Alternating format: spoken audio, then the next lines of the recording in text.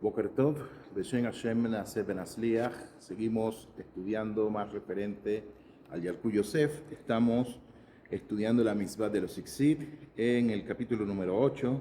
En el inciso 52 dice de la siguiente manera: se vuelve a vestir el talit después de retirárselo. ¿Cómo es la halajá? Si se retiró el talit y lo vuelve a vestir después de media hora, deberá bendecir por él de nuevo, especialmente si cuando se lo quitó lo dobló y lo guardó en su bolsa.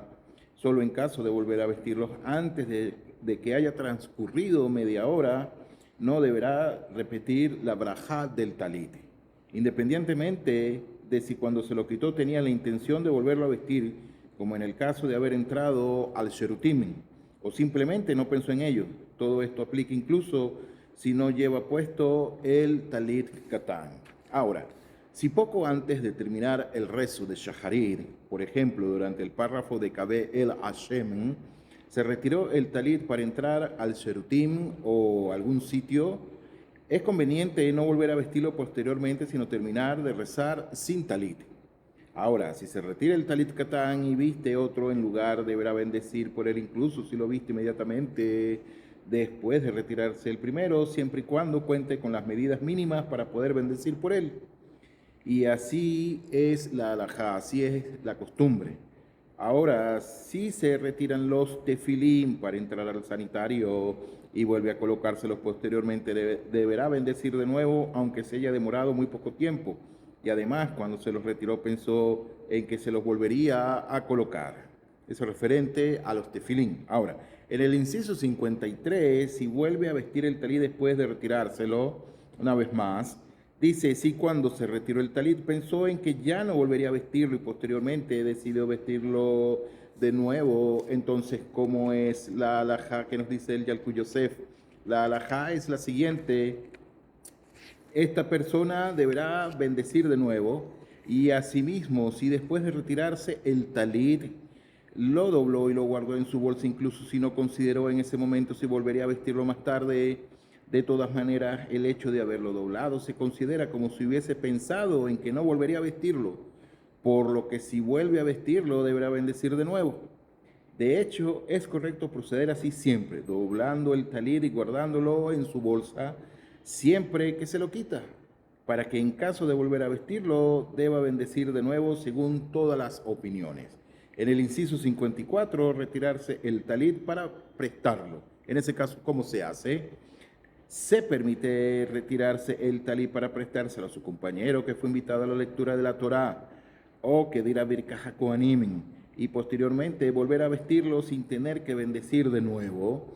Y esto es porque la costumbre es de no bendecir de nuevo en estos casos, por lo que no se incurre en ninguna prohibición o duda al hacerlo. Así es la halajá que nos dice referente a los Ixid. Ahora, vamos a ver una introducción al capítulo número 9, que habla referente al tejelet. La Torá, como todos sabemos, nos ordena pintar uno de los hilos del Ixid de color azul celeste, es decir, tejelet, como lo indica el versículo Benateno al Sisi Hakanaf Betil Tejelet, y pondrán sobre el Sisit un hilo de tejelet, como está escrito en el Sefer Bamidbar 15:38, y dicho color se extraía de la sangre de cierto animal marino llamado gilazón.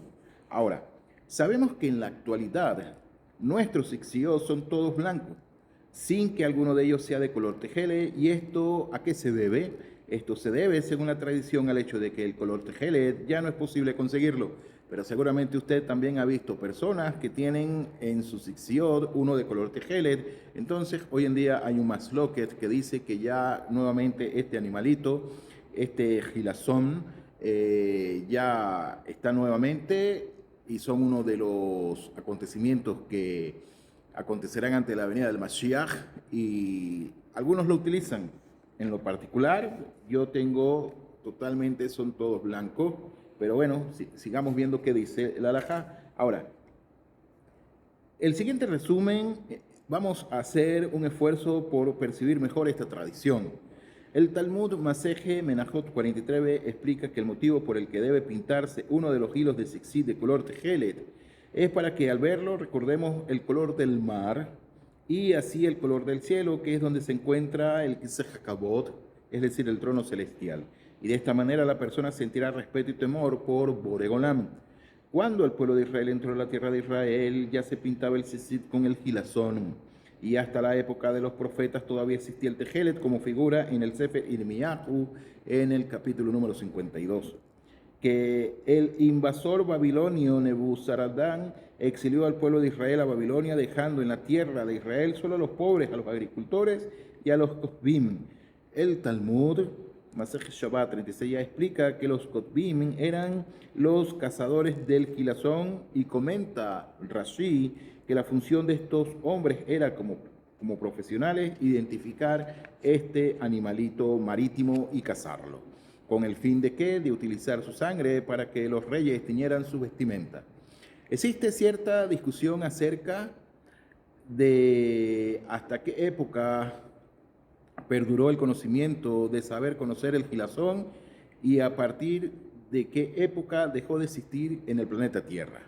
El Ari escribió en el Perit Etz Haim Tzitzit 4, escribe que en la época del Beit HaMikdash se utilizaba 7 hilos blancos y uno de tejelet, pero a partir de la destrucción del segundo templo no se volvió a utilizar el tejelet. Por otro lado, Rabbi Shimshon de Ostrópolis escribió en base a la profecía del Zohar que en el año 5600 de la creación, es decir, en el año 1840 de la era común, descenderá una gran sabiduría al mundo. Y de hecho, todos los avances tecnológicos de la era moderna comienzan a partir de esa fecha. Él asegura que también los conocimientos perdidos como el de saber reconocer el tejelet serán descubiertos por esa época.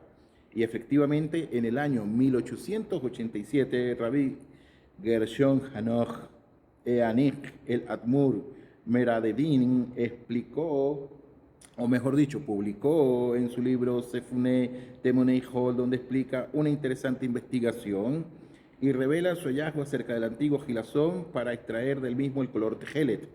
En su segundo libro, Petit Tejelet, escribe el Rab Gershon acerca de sus viajes marítimos hasta Italia, donde cazó el gilazón, comprobando como cada una de las señales y características de este animal descritas en el texto sagrado coinciden con la especie que él encontró.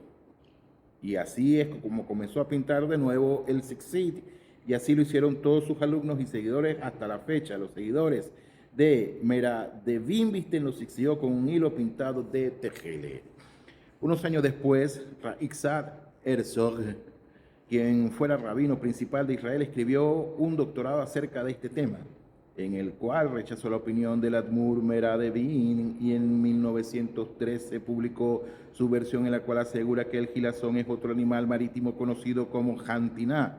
Y dicha publicación entonces originó la duda sobre la definición veraz del gilazón, hasta que en los años 60 unos investigadores de la Universidad de Haifa intentaron descubrir su verdadero origen, y estos afirman que los kenaanitas usaban cierto animal marítimo conocido en hebreo como gilazón kejet kosim para ser utilizado en la tintura del tzitzit.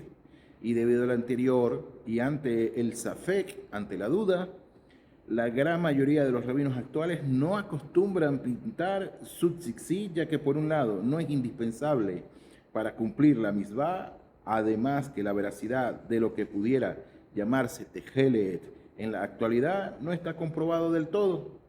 Entonces, lo más probable es que dicha incógnita perdure hasta la llegada del Mashiach, quien determinará cuál es el verdadero gilazón, y con la ayuda de Hashem volveremos a utilizar el Petit Tejelet como figura en la Torá. Esa es la introducción al capítulo número 9. Que tengan todos un feliz día. Hasta la próxima. Shalom Leitraot.